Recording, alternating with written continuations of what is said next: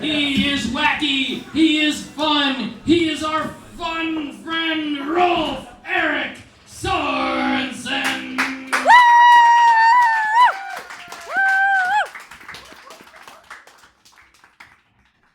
So, I'm actually back on stage now. First time in 2021. I've been on stage since 2021.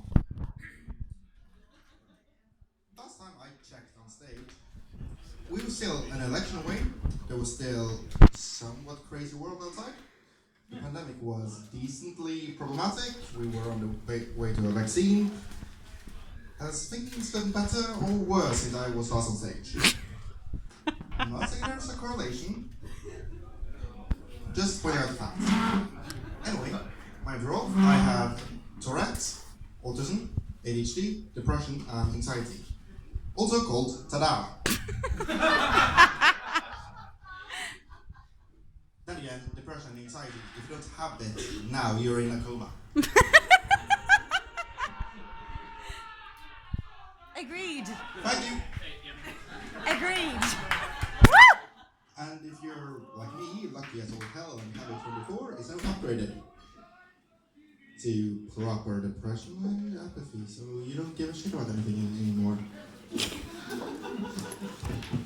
Anyway, speaking about not giving a shit, my doctor wanted to prove that having autism doesn't mean that you can't take a hit and you shouldn't really have any sort of humor. And he gave me some fun drugs about a year ago or so, and I'm gonna say they really helped me handle crowds and people in general. Wellbutrin retard. I'm not even kidding.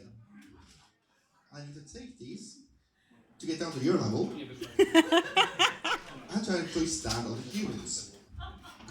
I now understand why all of you drink, because this is goddamn boring. Speaking about boring, having Tourette means that, well, you often have no idea what you either say or do while on stage. So I could insert any random word in my entire repertoire, and suddenly you would have a mango fucking a goat.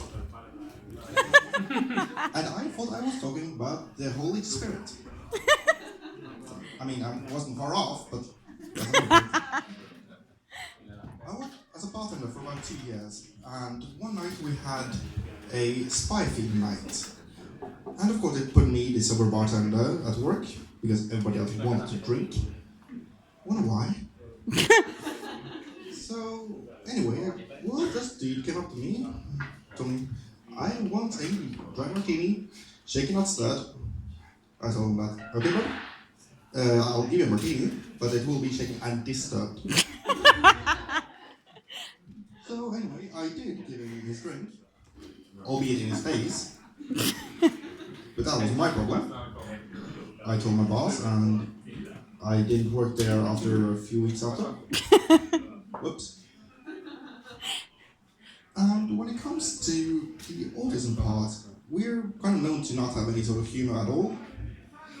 The collar on top doesn't really help, as you miss the opportunity of very many endings of jokes. What is green and hurts your teeth? A brick. The problem with that joke is when you're colorblind and you can't see the difference between green and red. Not the fact that I want to bash Aaron's teeth in. I mean, that's another plus.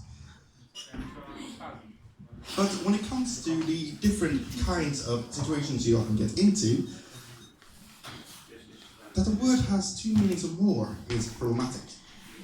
As I, within the very nerd community, as you might fucking guess, is referred to as a dungeon master within D&D, suitcase and dice and everything that I would need.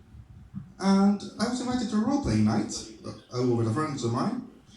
And when I got there, I was seriously surprised of how extremely well decorated it was. People wore outfits, and they had everything ready for whatever madness I could fit in. The biggest problem I had there really was that when I gave them the choice between a stick and a carrot, I was always left with the bloody carrot. I was very confused. later on, I heard that Dungeon Master has another reference as well, depending on the community you're part of. It was an interesting night. Sometimes my group meets every other weekend.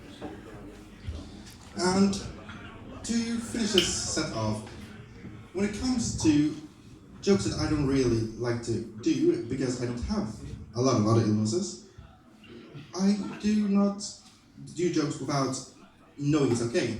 So I do have a joke about eating disorders, but it is hard to swallow.